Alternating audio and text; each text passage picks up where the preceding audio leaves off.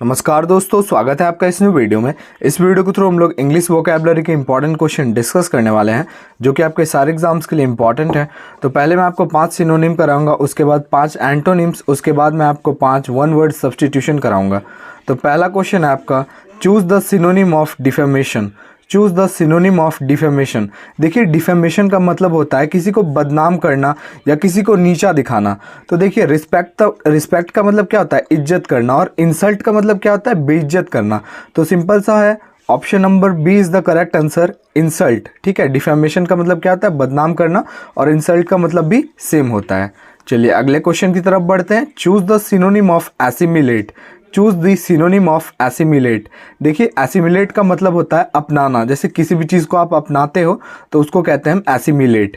तो उसका same meaning क्या होता है, सेम मीनिंग होता है आपका ऑप्शन नंबर सी, एब्जॉर्ब। ठीक है, next question, choose the synonym of liberty. Choose the synonym of liberty. देखिए, लाइबर्टी का मतलब होता है आज़ादी। जैसे आप अभी हमारा भारत देश आज़ाद हो गया, स्वतंत्र हो गया, तो ठीक है, इसको कहते हैं लाइबर्टी का मतलब होता है स्वतंत्रता। तो यहाँ से आपको कौन सा रिलेट लग रहा है, तो देखिए ऑप्शन नंबर डी, फ्रीडम का मतलब क्या होता है, जैसे आपको और हमें हर चीज़ की फ्रीडम दी गई है भारत देश में, तो उसका मतलब क्या हुआ, liberty is also known as freedom. Option number D is the correct answer. तो बहुत लोगों ने बोला था कि सर इंग्लिश के वीडियोस लाओ वोकैबुलरी के, तो आप लोग के लिए स्पेशल वीडियो है ये, और अब वीडियो डेली बेसिस पे आएगी। Next question, choose the synonym of cherish. Choose the synonym of cherish. देखिए, चेरिश का मतलब होता है अच्छा लगना। अगर कोई भी आप काम करते हो या कुछ भी करते हो तो वो आपको अच्छा लगता है, तो उसी का मतलब होता है चेरिश। तो आपको उसका सेम मीनिंग बताना है। देखिए, आपको कुछ अच्छा लगता है तो आप उसको अप्रिशिएट करते हो। जैसे कहीं आप अगर खाने गए या फिर कोई पार्टी में गए तो वहाँ आपको डेकोरेशन अच्छा लगा, खाना अच्छा लगा, तो उस वेटर को या फिर उस सजाने वाले को आप क्या करोगे, अप्रिशिएट करोगे, उनके हार्डवर्क को, उनके टैलेंट को। ठीक है, option number D is the correct answer for synonym of cherish. Next question is, choose the synonym of comprehend. Choose the synonym of comprehend. देखिए, कॉम्प्रीहेंड का मतलब होता है समझ। अगर आपको किसी भी चीज़ की समझ हो तो उसको हम कहते हैं कॉम्प्रीहेंड। तो आपको सेम मीनिंग बताना है कॉम्प्रीहेंड का। तो देखिए ऑप्शन नंबर बी, अंडरस्टैंड का मतलब क्या होता है, समझ। ठीक है, अगर आप कोई भी चीज़ समझते हो तो आपसे पूछा जाता है आर यू अंडरस्टैंड, तो ऑप्शन नंबर बी करेक्ट हो जाएगा। एग्री का मतलब तो क्या होता है, हाँ करना, ये नहीं होगा। Option number B, understand is the correct answer. So the next question is, choose the antonym of wrath. Choose the antonym of wrath. देखिए, अभी आपने सेम मीनिंग बताया, अब आपको उल्टा बताना है। Antonym is also known as opposite, तो आपको व्रैथ का अपोजिट बताना है। तो मैं आपको बता देता हूँ, व्रैथ का मतलब होता है क्रोध, गुस्से वाला।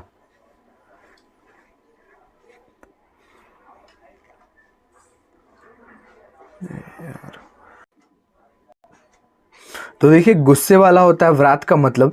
तो ऑप्शन नंबर बी जो है, जेंटलनेस, मतलब कोई भी इंसान जेंटल होता है, पोलाइट होता है। Option number B is the correct answer. यहाँ आपको उल्टा बताना है। ठीक है, next question, choose the antonym of terminate. देखिए, टर्मिनेट का मतलब होता है किसी भी चीज़ को समाप्त कर देना। जैसे अगर कोई इंसान किसी पद पे है, जैसे ये एक प्रेसिडेंट है, ठीक है, ये एक प्रेसिडेंट है, अगर इनको इस पद से टर्मिनेट कर दिया गया, मतलब हटा दिया गया, तो आपको यही बताना है टर्मिनेट का मतलब क्या होता है, किसी भी काम को समाप्त कर देना या उस काम को हटा देना। तो सिंपल सा है, ऑप्शन नंबर ए, स्टॉप। बिगिन का मतलब क्या होता है, शुरुआत।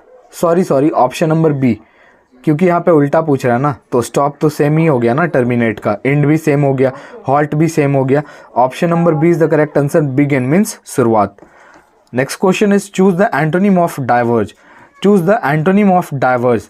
तो देखिए, डाइवर्ज का मतलब क्या होता है, पहले आपको हिंदी जानना पड़ेगा, उसके बाद आप अल्टरनेटली कर लोगे। डाइवर्ज का मतलब होता है हट जाना। तो अब आपको बताना है डाइवर्ज का उल्टा क्या होता है। तो देखिए, डाइवर्ज का उल्टा होता है कॉन्वर्ज। देखिए, डाइवर्ज का मतलब होता है हट जाना और कॉन्वर्ज का मतलब होता है एकाग्र होना। Option number D is the correct answer. And the next question is, choose the antonym of aware. Choose the antonym of aware. Aware का मतलब होता है, जैसे अगर कोई दुर्घटना घटने वाली है या फिर कोई भी चीज़ आपके साथ होने वाला है, तो उसके लिए आप पहले ही अवेयर हो जाते हो, मतलब कि सावधान हो जाते हो, तो उसको कहते हैं अवेयर, मतलब कि आप अवेयर रहो, जागरूक रहो। तो ऑप्शन नंबर ए, इग्नोरेंट। जैसे कि कोई अवेयर है तो उसको इग्नोर कर रहा है, उल्टा तो यही होगा ना, इग्नोर करना। Option number A correct answer. Next question is, choose the antonym of benevolent. Choose the antonym of benevolent. देखिए बेनिवोलेंट का मतलब होता है दयालु, और ऑप्शन नंबर बी सेल्फिश का मतलब होता है जो बस अपने बारे में सोचता है। Option number B is the correct answer. Next question is a person who know many languages. A person who know many languages, ऐसा व्यक्ति जो बहुत सारे लैंग्वेजेस जानता हो, मतलब बहुत सारे भाषाएं जानता हो, तो उसको कहते हैं हम polyglot. Option number A is the correct answer. Next question is one who believes in fate. One who believes in fate, जो भाग्य में विश्वास रखता हो उसको क्या कहते हैं? तो देखिए जो भाग्य में विश्वास रखता है उसको हम कहते हैं fatalist. Option number D is the correct answer. Next question is one who is appointed to settle dispute between two parties. देखिए डिस्प्यूट का मतलब होता है ना, किसी दो पर्सन के बीच में अगर कोई झगड़ा हो गया तो उसको कौन सेटल करेगा, तो उसको अपॉइंट करने वाले को क्या कहते हैं?